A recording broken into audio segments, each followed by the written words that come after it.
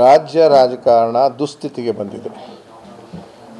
ಬಹಳ ದಿವಸದಿಂದ ಬಂದಿದೆ. ಇದು ಹೆಚ್ಚು ದೊಡ್ಡ ವ್ಯಾಪಕವಾಗಿ ಬೆಳೆದಿದೆ. ಇವತ್ತು ಅಭಿವೃದ್ಧಿ ಇಲ್ಲ, ಸಾರ್ವಜನಿಕರ ಹಿತ ಇಲ್ಲ, ಮತ್ತು ಏನು ಅವರು ಹೇಳಿದ್ರು ಎಲ್ಲರಿಗೂ ಒಂದು ಬಾಳನ್ನು ಕೊಡಬೇಕು ಸರ್ವರಿಗೂ ಅಂತ ಅದು ಇಲ್ಲ. ಕೆಲವರಿಗೆ ಮಾತ್ರ ಅನುಕೂಲ ಆಗ್ತಕ್ಕಂಥ ವ್ಯವಸ್ಥೆಯನ್ನು ಗಟ್ಟಿಗೊಳಿಸ್ಕೊಳ್ಳೋಕ್ಕೋಸ್ಕರ ಪರದಾಡ್ತಾ ಇದ್ದಾರೆ ರಾಜಕಾರಣ ಮಾಡ್ತಿರೋರು. ಅದು ಮುಖ್ಯಮಂತ್ರಿಗಳಾಗಿರ್ಬೋದು ಅಥವಾ ಉಪಮುಖ್ಯಮಂತ್ರಿಗಳಾಗಿರ್ಬೋದು.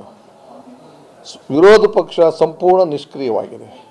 ಯಾಕೆ ಅಂತಂದರೆ ವಿರೋಧ ಪಕ್ಷವೂ ಕೂಡ ಕೇಂದ್ರದಲ್ಲಿ ಅಧಿಕಾರ ಮಾಡ್ತಕ್ಕಂಥ ಪಕ್ಷವಾಗಿರೋದ್ರಿಂದ ರಾಜ್ಯದ ಹಿತ ಬಂದಾಗ, ರಾಜ್ಯದ ಸಮಸ್ಯೆಗಳು ಬಂದಾಗ, ಅದು ಮೇಕೆದಾಟು ಇರ್ಬೋದು, ಕೃಷ್ಣ ಇರ್ಬೋದು, ಗೋದಾವರಿ ಇರ್ಬೋದು, ಮತ್ತೊಂದು ಇರ್ಬೋದು, ಬೇರೆ ಬೇರೆ, ಆಮೇಲೆ ಏರೋಡ್ರಮ್ಗಳಿರ್ಬೋದು, ಇಂಡಸ್ಟ್ರಿಗಳಿರ್ಬೋದು, ಒಂದೂ ಧ್ವನಿ ಎತ್ತೋದಿಲ್ಲ. ಕೇಂದ್ರ ಸರ್ಕಾರ ನಮಗೆ ಎಲ್ಲಕ್ಕೂ ಕೂಡ ಮೋಸ ಮಾಡ್ತಿದ್ರು ಕೂಡ, ಕೊಡದೇ ಇದ್ದರೂ ಕೂಡ. ಇವತ್ತು ಗೋವಾದಲ್ಲಿ ಖ್ಯಾತೆ ಎತ್ತಿದೆ ಮಹದಾಯಿ ವಿಚಾರದಲ್ಲಿ. ಸರ್ಕಾರ ಧ್ವನಿ ಎತ್ತದೆ, ನಾವು ಎತ್ತಬೇಕಾಗುತ್ತೆ, ಎತ್ತೀವಿ, ನಮ್ಮ ಪಾರ್ಟಿನೂ ಎತ್ತೀವಿ. ಆದರೆ ಬಿ ಜೆ ಪಿಯವರು ಅಷ್ಟೊಂದು ಜನ ಇದ್ದಾರಲ್ಲ, ಅವರು ಪ್ರಧಾನಮಂತ್ರಿಗಳಿಗೆ ಹಕ್ಕೊತ್ತಾಯ ಮಾಡಬೇಕಲ್ಲ. ಯಾವುದೇ ಸರ್ಕಾರ ಇರಲಿ, ಗೆದ್ದ ಮೇಲೆ ಅಭಿವೃದ್ಧಿ ಕಡೆ ಗಮನ ಕೊಡಬೇಕು. ಎಲ್ಲರೂ ನಮ್ಮವರೇನೆ. ಇವತ್ತು ಅವ್ರಿಗೆ ಹಾಕಿದ್ದಾರೆ, ಇವತ್ತು ನಮಗೆ ಹಾಕ್ತಾರೆ. ಸಾರಾಸಗಟಾಗಿ ಅವ್ರಿಗೆ ವಿರುದ್ಧವಾಗಿ ಮಾಡ್ಕೊಳ್ತಕ್ಕ. ಇನ್ನೊಂದು ನೋಡಿದ್ರೆ 50 ಕೋಟಿ MLAಗಳಿಗೆ ಅನುದಾನ ಕೊಟ್ಟಿದ್ದಾರೆ, ಬಿ ಜೆ ಪಿಯವರಿಗೆ ಕೊಟ್ಟಿಲ್ಲ ಅಂತ ದೂರುಗಳಿದ್ದಾರೆ. 25 ಮಾತ್ರ ಕೊಟ್ಟಿದ್ದಾರೆ.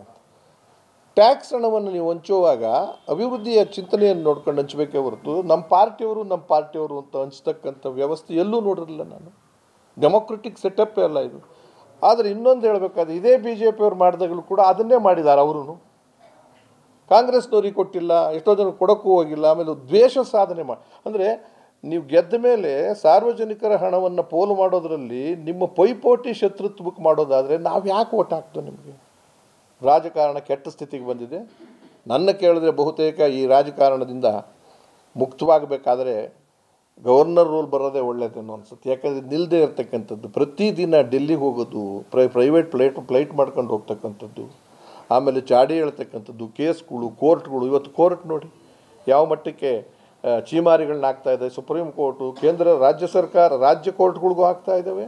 ಅಲ್ಲೂ ಕೂಡ ಅಲ್ಲೊಬ್ಬರು ದುಡ್ಡು ತಿಂದು ಯಾರೋ ಒಬ್ಬರು ದುಡ್ಡು ಸಿಕ್ಕಿ ಜಡ್ಜು ಸುಟ್ಟೋಯ್ತಲ್ಲ, ಅದು ಯಾವುದೋ ಮನೆ ಅವ್ರದ್ದು ಇದು ಮಾಡಬೇಕಾದ್ರೆ ಕೇಂದ್ರದಲ್ಲಿ ದಿನಕರ್ ಯಾರಪ್ಪ ಇವತ್ತು ವೈಸ್ ಪ್ರೆಸಿಡೆಂಟ್ ರಾಜಿ ಕೊಟ್ಟರಲ್ಲ, ಕೊಡೋದಕ್ಕೆ ಕಾರಣ ಇಲ್ಲ. ಇವತ್ತು ಎಂಥ ಕಾರಣದ ರಾಜಕೀಯದಿಂದ ಕೊಡಿಸಿದ್ದಾರೆ ಅಂದರೆ ಆ ಮನುಷ್ಯ ವಿರೋಧ ಪಕ್ಷದವರು ನಿಲುವಳಿ ಸೂಚನೆಯನ್ನು ತಂದರೂ ರಾಜ್ಯಸಭೆಯಲ್ಲಿ ನಿಲುವಳಿ ಸೂಚನೆ ಏನಂತ, ಚೀಮಾರಿ ವಾಗ್ದಂಡನೆ ಹಾಕೋದಕ್ಕೆ ನಾವು ಪೂರ್ತಿ ಒಪ್ಪಿದ್ದೀವಿ ಅಂತ, ನಾವು ನಮ್ದು ಅಡ್ವಾಂಟೇಜ್ ಮಾಡ್ಕೊಳ್ಳೋಣ ಅಂತ ಅವರು ತಂದಿದ್ದಾರೆ.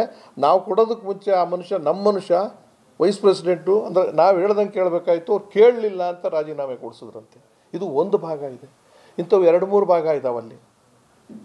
ಸದನದಲ್ಲಿ ನಾವು ಹೇಳ್ದಂಗೆ ಕೇಳ್ತಾ ಇಲ್ಲ, ಬಿಲ್ಗಳು ಪಾಸ್ ಮಾಡ್ಬೇಕಾದ್ರೆ ತಡೆ ಹಿಡಿದು ಇವೆಲ್ಲ.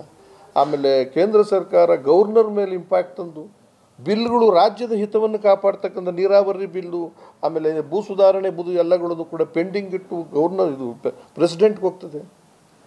ಪ್ರೆಸಿಡೆಂಟ್ ಅವ್ರಿಗೆ ಒಂದು ಸರಿ ಇವರು ಕೂಡ ಹೇಳ್ಬಿಟ್ಟಿದ್ದಾರೆ, 3 ತಿಂಗಳೊಳಗೆ ನೀವು ಮಾಡದೇ ಇದ್ದರೆ ತಪ್ಪಾಗುತ್ತೆ, ಯಾವುದೇ ಬಿಲ್ಲನ್ನು ತಿರಸ್ಕಾರ ಮಾಡಿ ಇಲ್ಲ ಪುರಸ್ಕಾರ ಮಾಡಿ. ಪೆಂಡಿಂಗ್ ಇಟ್ಕೊಳ್ಳೋದ್ರಲ್ಲಿ ಅರ್ಥ ಇದೆಯಾ ಅನ್ನತಕ್ಕಂಥದ್ದು ಅವರು ಹೇಳಿದ್ದಾರೆ. ಅವರು 15 ಪ್ರಶ್ನೆ ಕೇಳಿದ್ದಾರೆ. ಅದರಿಂದ ರಾಜ್ಯ ರಾಜಕಾರಣವೂ ಭ್ರಷ್ಟೆದ್ದೋಗಿದೆ, ರಾಷ್ಟ್ರ ರಾಜಕಾರಣವೂ ಭ್ರಷ್ಟೆದ್ದೋಗಿದೆ. ಅದಕ್ಕೆ ಪರ್ಯಾಯ ವ್ಯವಸ್ಥೆಗೆ ರಾಷ್ಟ್ರೀಯ ಮಟ್ಟದಲ್ಲಿ ಏನಾದರೂ ಒಂದು ತೀರ್ಮಾನ ಆಗಬೇಕು ಅಂತ ನಾನು ಹೇಳ್ತೀನಿ.